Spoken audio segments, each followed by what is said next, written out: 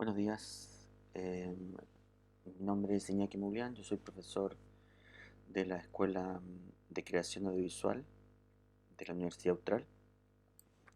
Este es un video que estoy grabando, digamos, para el curso de Transdisciplina. Em, yo soy de formación historiador, eh, que luego rápidamente me paso al documentalismo. Y, y mi perspectiva más bien es desde la antropología, desde la historia, cine, desde esa perspectiva, digamos. Lo que vamos a desarrollar en estos 45 minutos aproximadamente es la idea de cómo el cine se integra al siglo XX como un arte y cómo se relaciona con los acontecimientos históricos que están sucediendo a principios del siglo XX. Para eso tengo un PowerPoint que nos va a hacer una guía. Voy a ver un primer momento de lo que podríamos denominar el precine. Segundo momento que vamos a entrar y un segundo momento donde vamos a entrar ya a ver esta perspectiva de cómo el cine se integra al siglo XX, desde la perspectiva de la historia del arte, evidentemente. Mi nombre, no lo había dicho, mi nombre es Iñaki Moulian. Iñaki, y ahí no se ve, ahí. Y mi correo electrónico es imoulian@uh.cl. Por cualquier cosa me puedan escribir ahí. Vamos a comenzar entonces con el Power. A esta presentación la he denominado Precine, Vanguardia y Representación. Entonces vamos a hablar un poco del precine, del periodo de la vanguardia y cómo el cine se involucra en el siglo XX como un arte de la representación muy importante y que tiene gran influencia en otros artistas que vienen de otras áreas. Entonces es así. Vamos a ampliar esto. Ahí está. Y esto, no sé cómo sacarlo.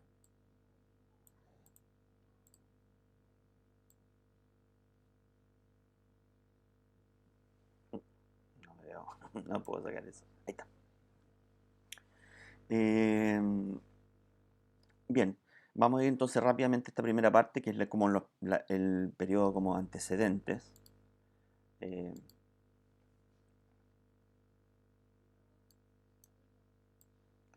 eh, Bien, entendemos el cine como, como pre-cine, una etapa previa a la invención del cinematógrafo. Es decir, son todos los antecedentes que desarrollarán finalmente el aparato tecnológico que es el cinematógrafo, pero también que desarrollarán la invención de un arte, en definitiva.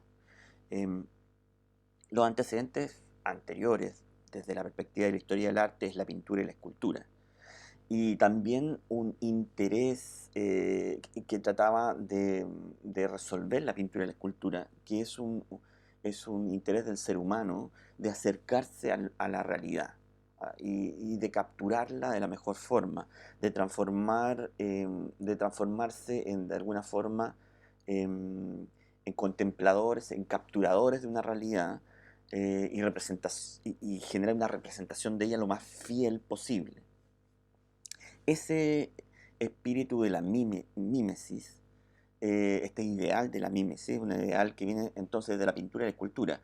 Los pintores y los escultores siempre, o muchos de ellos, trataron de acercarse a la realidad como un ideal a cumplir. Em, pero este ideal iba a ser difícil de cumplir si no habían también ciertos elementos históricos que permitieran descubrir ciertos principios de las leyes naturales. Eh, y esto se va a ir desarrollando, este acercamiento hacia la realidad, esta mímesis como ideal, se irá consolidando a partir que se relaciona con los descubrimientos científicos, ¿sí? que, se van, que van sucediendo a lo largo de la historia de la humanidad. Em,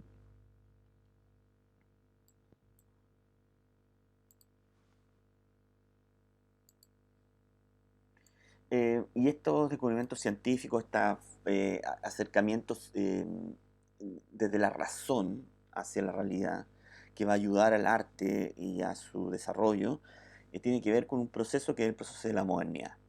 ¿Qué es lo que es modernidad? Es la época histórica caracterizada por centrarse en la razón como elemento fundante.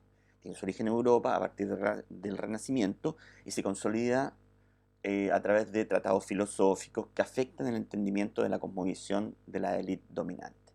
Es decir, desde el nacimiento del concepto, por ejemplo, del método, de los métodos científicos y con ello del desarrollo técnico de la humanidad.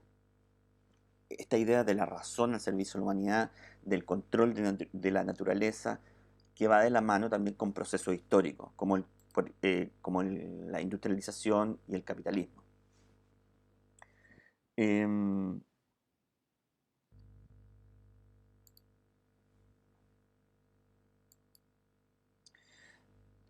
un hecho muy importante, por ejemplo, fue el desarrollo científico de los mismos árabes. Por ejemplo, el descubrimiento de cómo funcionaba el ojo. Es decir, salir de este entendimiento clásico, donde, por ejemplo, el ojo se pensaba que iluminaba las cosas y por eso nosotros veíamos, sino que descubrir que el ojo es un receptáculo de luz. O sea, adentro se proyecta la luz y nosotros entendemos las cosas adentro porque nuestro cerebro también de alguna forma procesa esa información.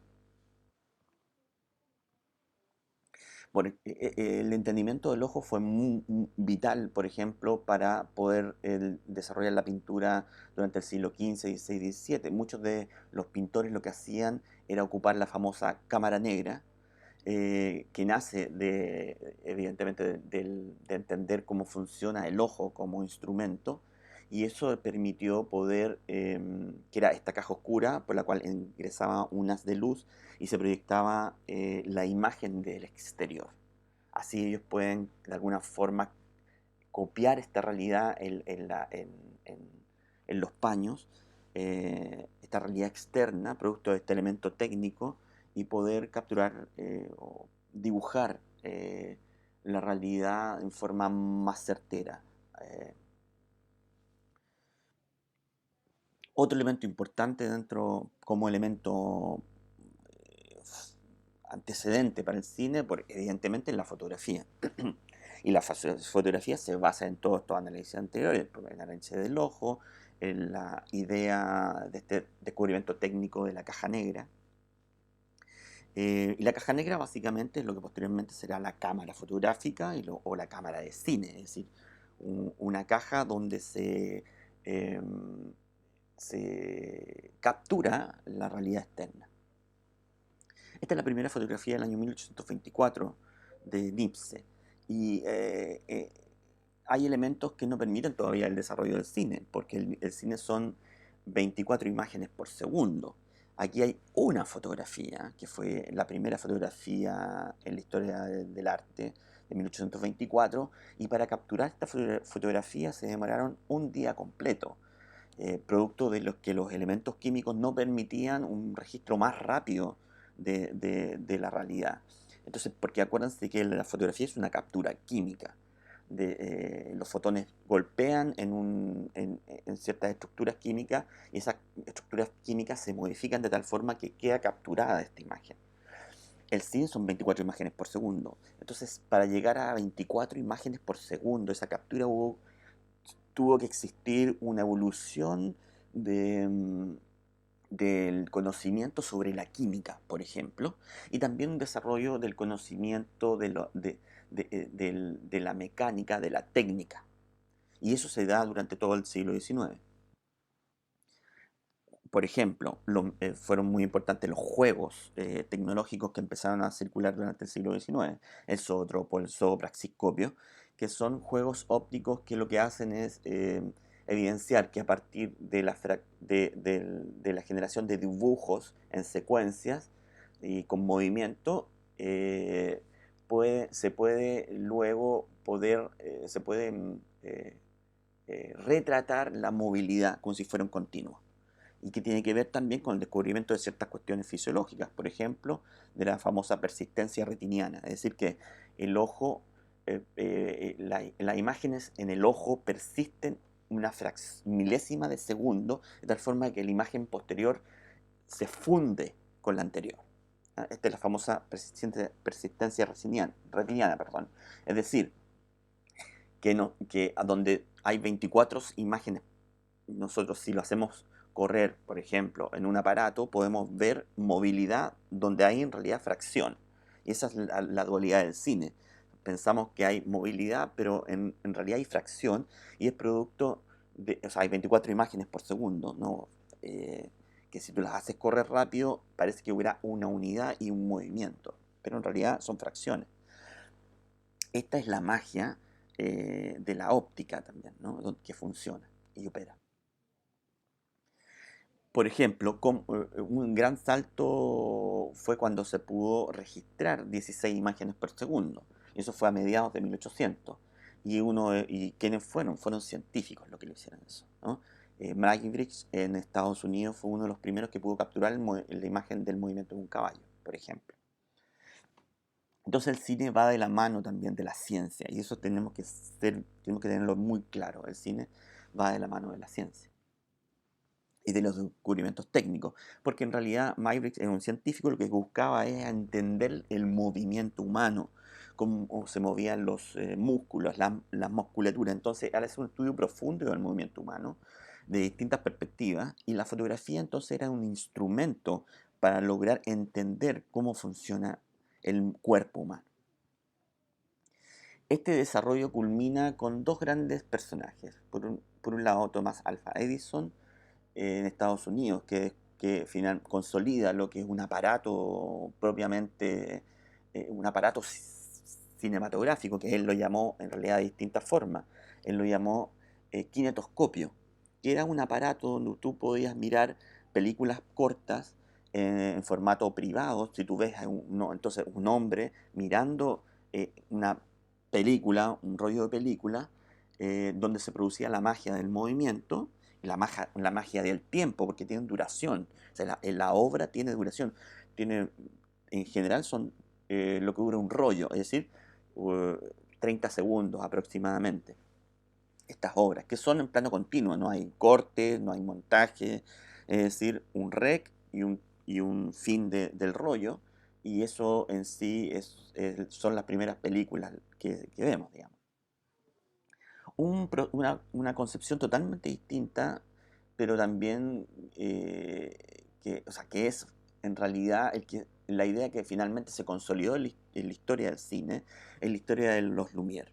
Que para los Lumière el cine no era un elemento tecnológico individual, sino que tenía un potencial colectivo. Entonces el cine era proyectado. Esta idea de la proyección en una pantalla es la idea del cine Lumière, es decir, de estos pequeños piezas temporales, 24 imágenes por segundo, que dan la sensación de movimiento, ahora son proyectados en una pantalla, la gente acude a un salón, paga por su entrada y mira esta invención, este juego que era el cine en un principio. ¿Mm? Entonces era un negocio. Y eso lo sabía muy bien los hermanos Lumière y lo sabían muy bien Thomas Alva Edison, de tal forma que hubieron disputas incluso por las patentes de la invención de lo que se llamaba cinematógrafo. Y entonces vemos acá, por ejemplo, la diferencia técnica. Esta era una cámara que registraba, pero que podía transformarse en una proyectora. Es decir, un elemento muy compacto que solucionaba y daba estas dos posibilidades. Captura, incluso podías revelar transformarla en un cajón, revelar la misma película dentro del cajón y luego proyectarlo. Es decir, tecnológicamente era muy desarrollado, muy avanzado para las herramientas que se tenían a finales del siglo XIX, que es cuando se descubre, se inventa el cinematógrafo. Lo que vemos acá es uno de los primeros eh,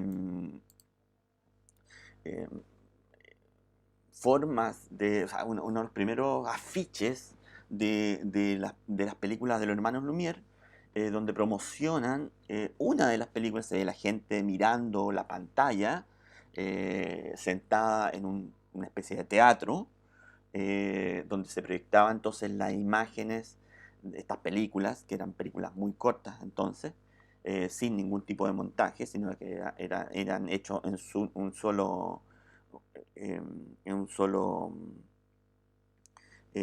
un continuo, digamos. Y están viendo una de las películas que son importantes en este periodo de Hermano Lumière, que se llama El Regado Regado, que la vamos a ir a ver ahora. Vamos a ver primero lo que se considera la primera película del cine, eh, propiamente, que durante mucho tiempo fue catalogado de esa forma. Sabemos ahora que hay antecedentes anteriores en Thomas Alva Edison, pero hasta este momento, durante mucho tiempo, era una de las películas más importantes de la historia del cine, porque era considerada la primera película, y de alguna forma fue la primera película proyectada. ¿Ah? Veamos entonces La salida de la fábrica, que es la primera película de la historia del cine. A ver, ahí está. ¿Qué es lo que es esta película? Es un registro de la realidad, es una cámara dispuesta en la puerta de salida de una fábrica. Curiosamente, esta puerta de la fábrica está muy cerca de la casa de Lumière. La casa de los Lumière estaba al lado. Los Lumière eran de clase burguesa alta en Lyon, en Francia.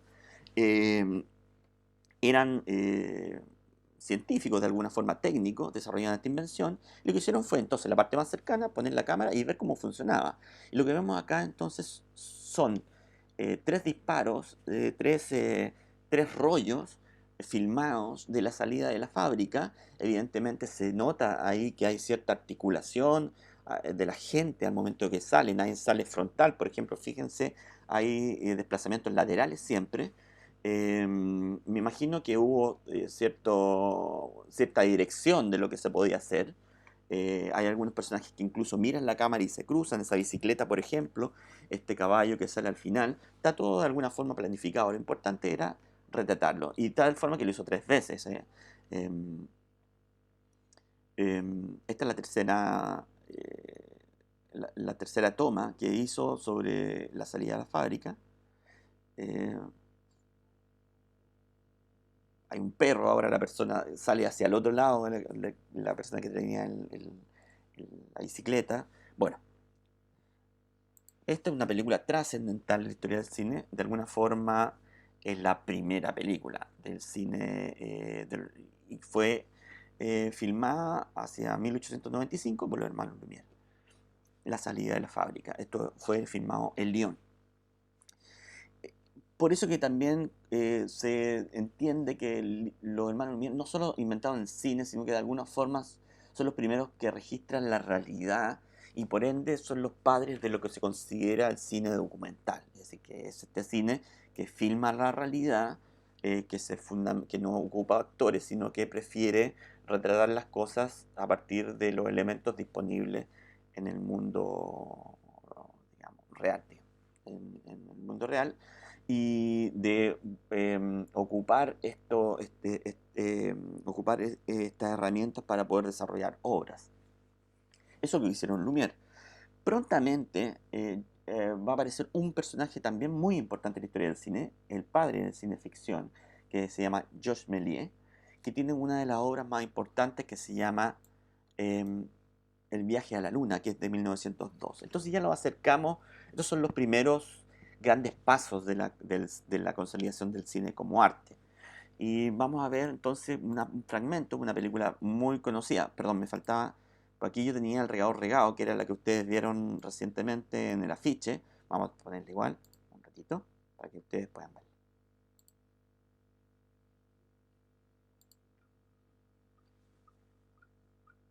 Este es de una película de los hermanos Lumière.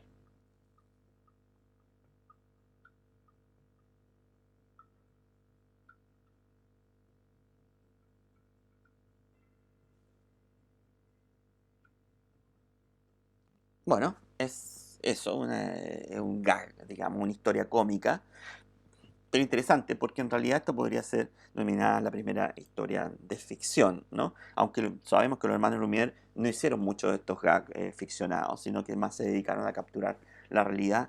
Y es tanto que empezaron a tener equipos de filmación que fueron a distintas partes, a América, a África, de tal forma que tenemos muchas películas del principio de la historia del cine, que son registros de, de camarógrafos que fueron llevados a esos lugares producto de la industria Lumière, que trabajaban para los hermanos Lumière y que retrataban entonces distintos lugares del mundo y eran mostrados en Francia. De alguna forma daban un panorama del exotismo, de lo que estaba afuera, ¿no? En otros países, de otras costumbres, etcétera, etcétera. Y eso era un gran gancho para que la gente fuera a ver estas películas.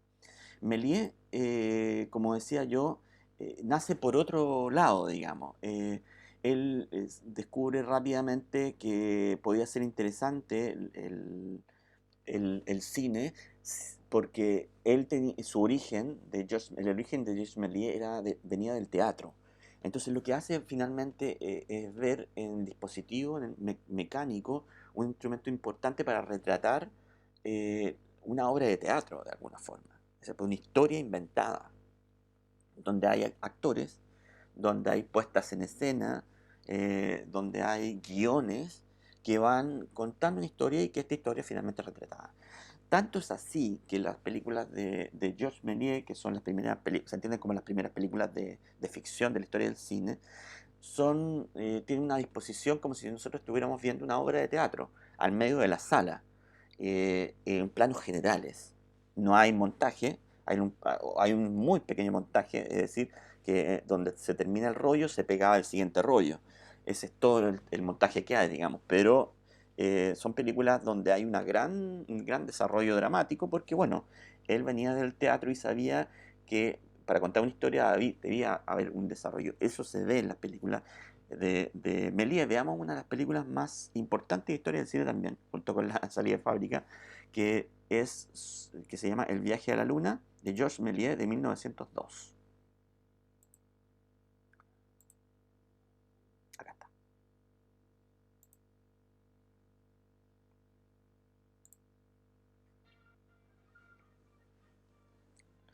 Tenemos que pensar que todas estas películas son mudas. No hay sonido asociado a estas películas. Lo que sucedía algunas veces era que algunos pianistas podían ir de alguna forma tocando para amenizar y darle ciertos énfasis, ciertos momentos de la película. Lo que vemos acá es una serie de científicos viendo la posibilidad o analizando, conversando, discutiendo la posibilidad de llegar a la luna. Ahí se ve como uno de los científicos da esta idea y hay una gran discusión que es una especie de magos, ¿no? Eh, eh, y se genera una disputa y todo eso. Algunos piensan que se puede, otros seguramente que no. Eh, pero finalmente llegan a la conclusión de que hay una buena posibilidad, se preparan algunos de estos científicos a desarrollar entonces este viaje a la Luna. Y lo hacen a partir de los métodos que ellos tienen, digamos, ¿no? Hay una gran bala, en esta bala que se está preparando para desarrollar este viaje, entran los científicos a esta bala, primero se despiden, luego entran los científicos a la bala, ahí vienen entrando, se despiden de la gente que está ahí.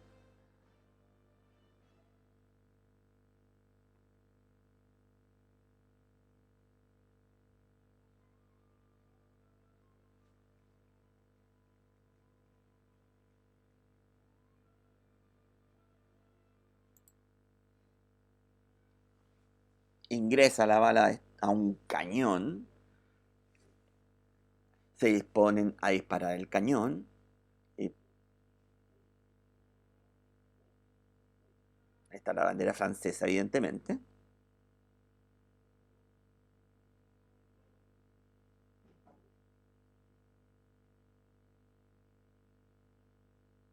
Y finalmente es disparado la bala.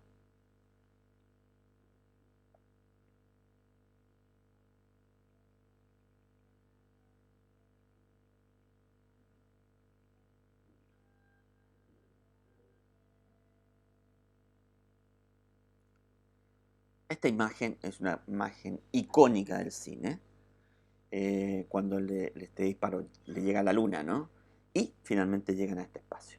Bueno, esto es Méliès, es el teatro dispuesto eh, para la maquinaria dispuesta para la captura del teatro de alguna forma, de la historia ficcionada.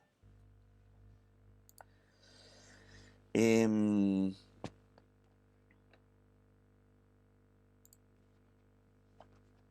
entonces, ¿qué tenemos? Tenemos dos posibilidades hasta el momento de cine que reflejan, digamos, dos formas de entenderlo.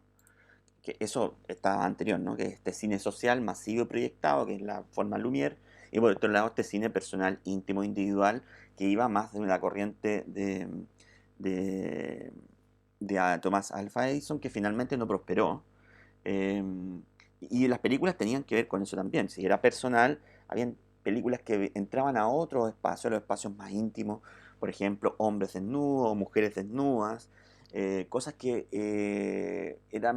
se podían proyectar hacia el individuo, pero que eran mal vistas públicamente. Entonces fueron aprovechadas en este espacio de la idea del cine como un elemento personal que tenía Edison, que no prosperó finalmente, ya sabemos. Em,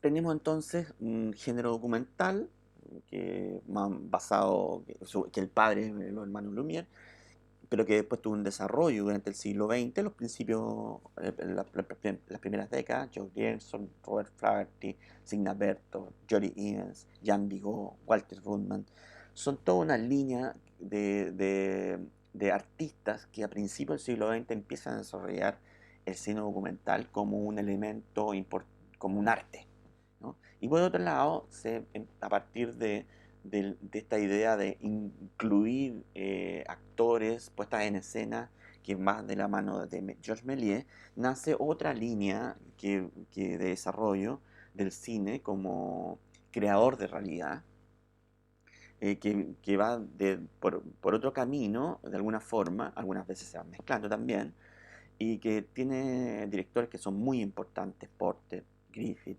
Eisenstein, Abel Gance y otros.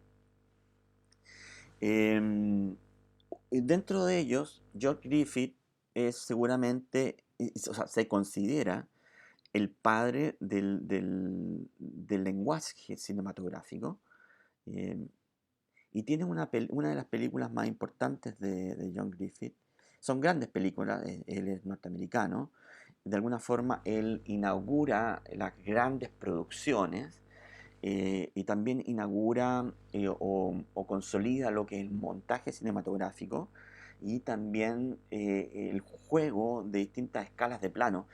O sea, de alguna forma toma una serie de elementos que ya se venían desarrollando a principios del siglo XX y los mezcla para producir un lenguaje propiamente artístico. Y por eso es que es tan importante como director, digamos, en el siglo XX. Vamos a ver una de las grandes producciones de él. Fue tan grande que de alguna forma lo llevó a la quiebra incluso, que se llama Intolerancias, del año 1916.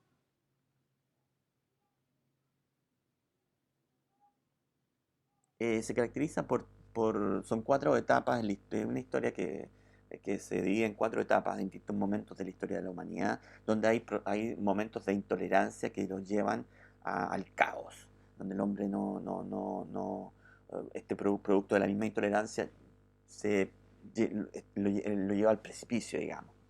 Eh, em, lo que vemos acá son, por ejemplo, momentos que son de gran participación, o sea, de grandes escenarios, Pero también empezamos a ver que hay ciertos personajes protagónicos eh, que empiezan a tomar relevancia en el cine, lo que llamaremos posteriormente las estrellas de cine, que son actores conocidos que de alguna forma son el enganche para que la gente vaya a ver la película. No solamente la historia, sino que son los actores que hay detrás. Mujeres, generalmente hombres jóvenes, eh, que son, digamos, que tienen, que son conocidos por las comunidades y que se transforman en gancho para ir a ver las películas.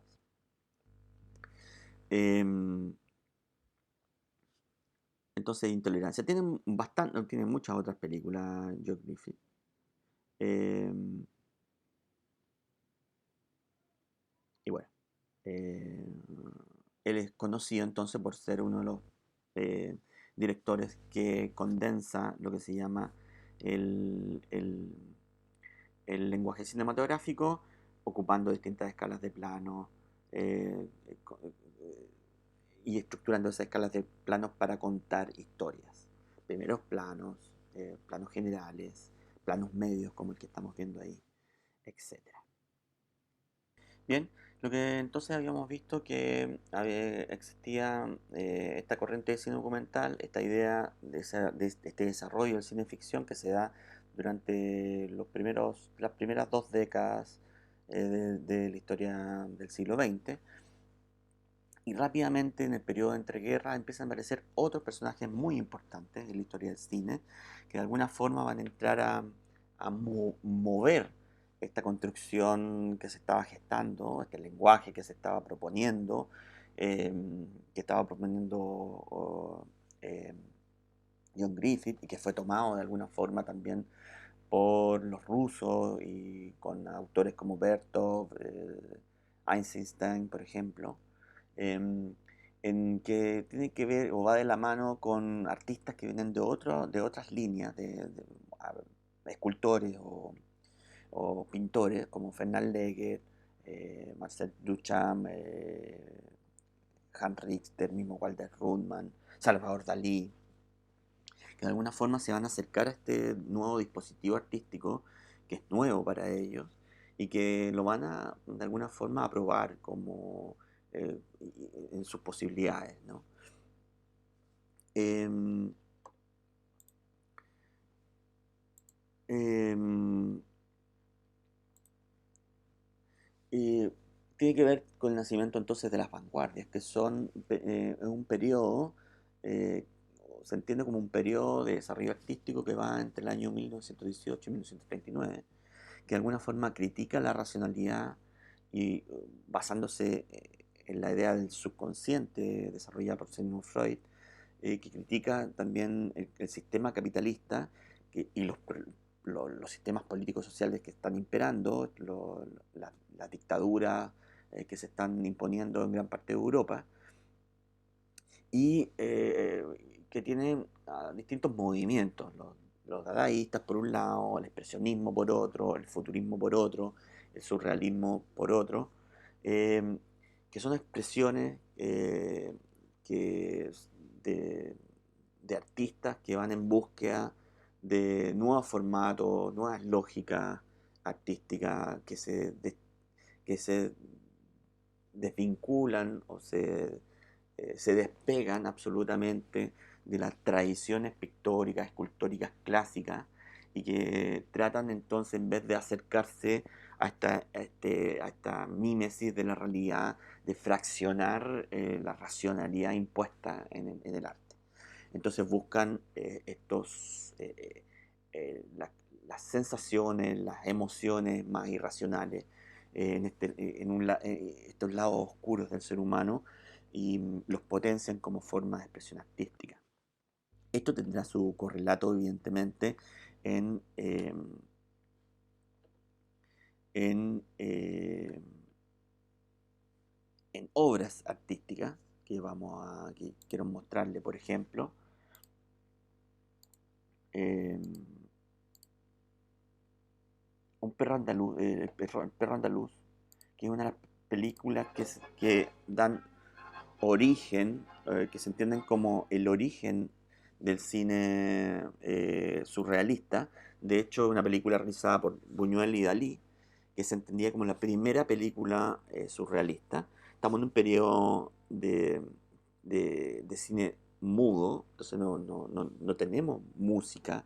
Como digo, como decía en un principio, algunas veces son acompañadas estas películas por algunas bandas o pianos que le dan cierta, que apoyan ciertos momentos de la película. La idea de Dalí y Buñuel fue juntar sueños de ellos para desarrollar una historia que no tuviera lógica, porque no buscaban esa lógica, pero que sí fuera, que entregaran todos los elementos simbólicos e inconscientes, subconscientes, propios del sueño y que fueran ligados de tal forma que construían una historia. Esta es una imagen clásica de la historia del cine,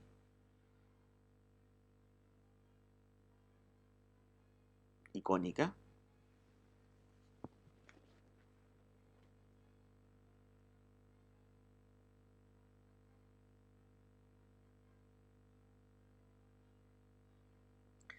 que es este ojo cercenado, abierto, em, que de alguna forma también refleja el periodo de crisis social humano, del periodo de entreguerras, eh, de la fractura del ser humano, este ser humano agobiado por la condición histórica.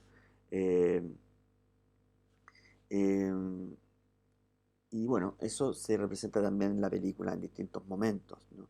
Es una película de 20 minutos eh, y que, bueno, se la aconsejo, puedan verlo ojalá en forma completa. Es del año 1929. Em,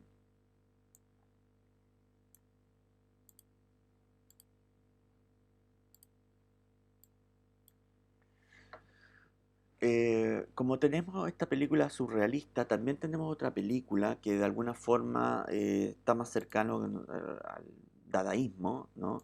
A esta corriente que más que el subconsciente busca la expresión del azar, del juego como elemento fundante de la experimentación artística.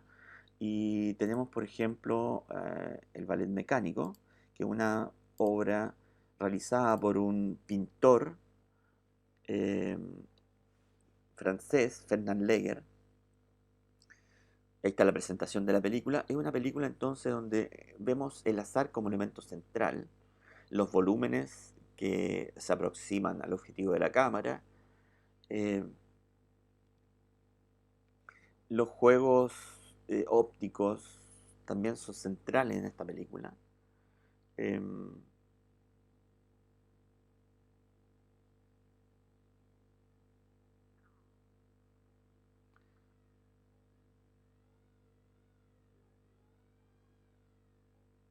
Esta película está basada en una obra de un compositor estadounidense que se llama Ballet Mecánico, de tal forma que esta es el lado visual, si se quiere, de una composición musical. Ya se está basada en los ritmos de la música como un complemento a esta obra musical, es una obra clásica, muy contemporánea, y de alguna forma sigue esos ritmos musicales. Y vemos ahí, por ejemplo, volúmenes acercándose al objetivo, estos volúmenes también que se juegan con los prismas, que da esta idea caleidoscópica, no sabemos cuál es la realidad y cuál es su representación o su, o su o cuál es el espejo y cuál es la realidad, cuál es la imagen falsa y cuál es la verdadera. Pero también hay un juego de líneas, de circunferencias, de paralelas, muy geométrica, ¿no? Un juego de geometrías dispuesto en la película.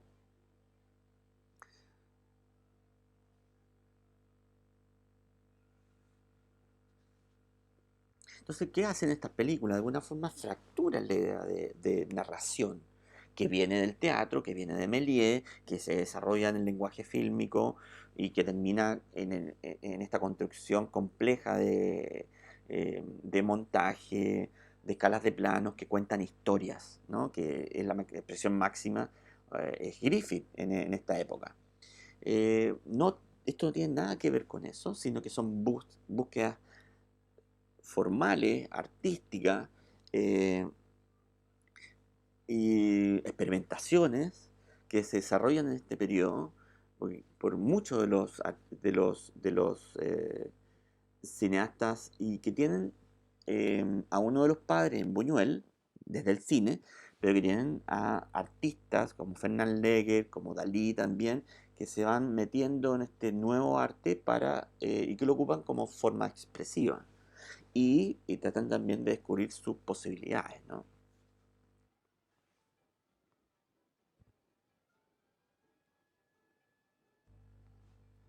En esta misma corriente vamos a encontrar también a Walter Dullmann, em, y a Hans Richter, que ya podríamos decir que es un salto más radical, o no sé si es más radical, porque en realidad lo que hacen ellos es encontrar en el cine un- una, una herramienta pictórica.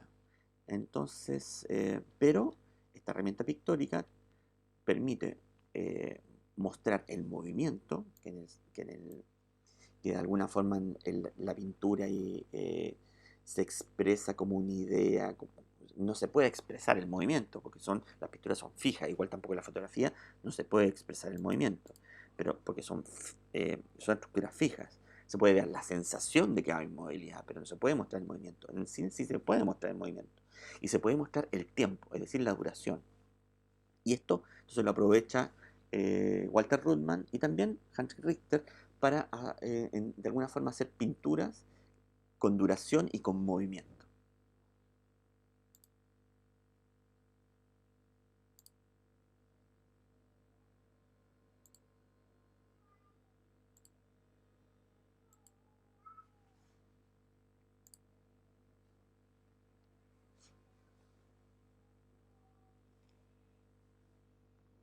Entonces, ¿qué vemos acá? Vemos volúmenes, vemos luces con formas angulares que de alguna forma ocupan el espacio oscuro, a un universo oscuro, mm, eh, y vemos disputas entre geometrías rectas y volúmenes, digamos, más sinuosos. Eh, entonces lo que se está buscando en realidad acá son expresiones artísticas que van mucho por la pintura abstracta, ¿no? Pero, por ejemplo, esa figura que parece un pez. Entonces, de alguna forma hay una búsqueda muy pictórica, eh, que encuentra en el cine un elemento interesante para desarrollar obras.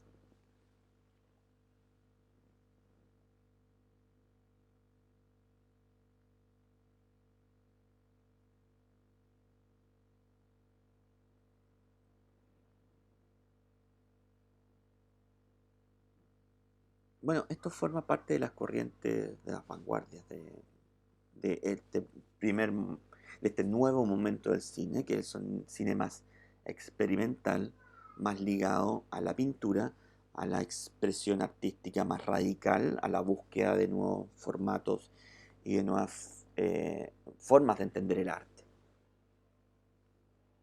Y que, es, que, es, que, es una, que son formas que fraccionan la racionalidad, que fraccionan el entendimiento de que la razón es el eje del arte, arte que busca lo real, sino que también esta expresión que es muy de la discusión pictórica, de alguna forma tiene su símil en el cine.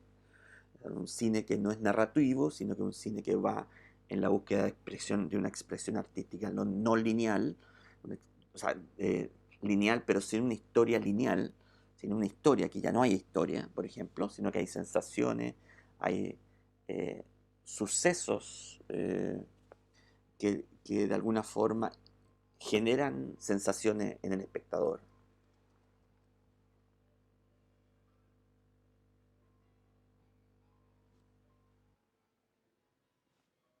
Bien.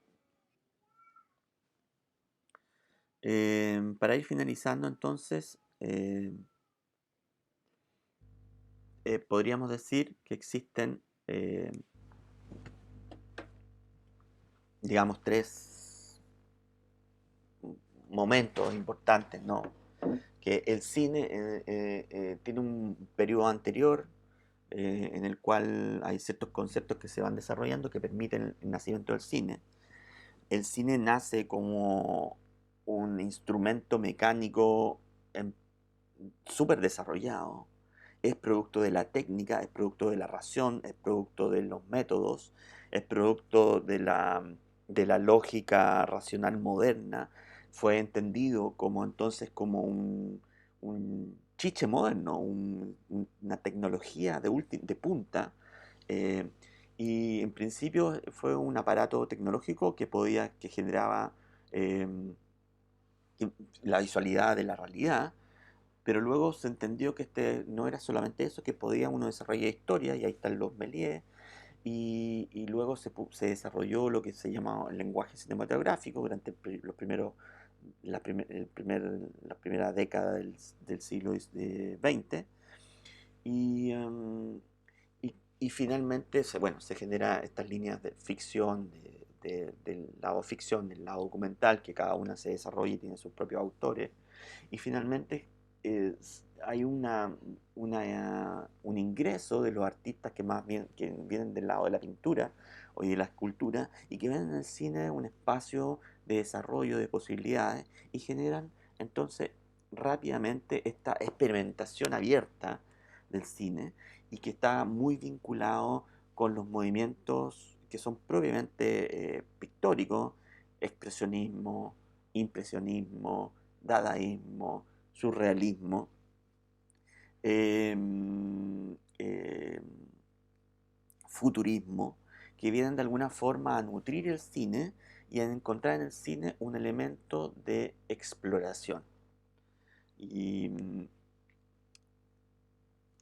este cine, que es un cine, podríamos decir, experimental, tendrá también su desarrollo, tiene su nacimiento acá, en este momento, y tendrá su desarrollo bien al margen de la industria cinematográfica en el siglo XX, pero tendrá un nicho bien consolidado y se mantendrá con distintos autores hasta la actualidad como una forma expresiva cinematográfica, consolidada, eh, validada por los pares y que tiene su propio desarrollo y su propia historia.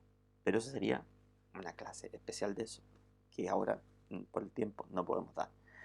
Entonces dejamos hasta acá la clase, espero que se haya entendido. Este es mi primer acercamiento a una clase expositiva sin forma presencial. Eh, yo también estoy aprendiendo, espero que lo haya hecho relativamente bien. Y si no, ustedes me dirán y yo podré ir corrigiendo algunas cosas y mejorando dentro de lo posible. Así que muchas gracias. Nos estamos viendo ahora un ratito más porque esto está grabado, pero ya vendrá el periodo de preguntas y conversación donde lo podremos explayar un poco más sobre esto y otros temas. Muchas gracias.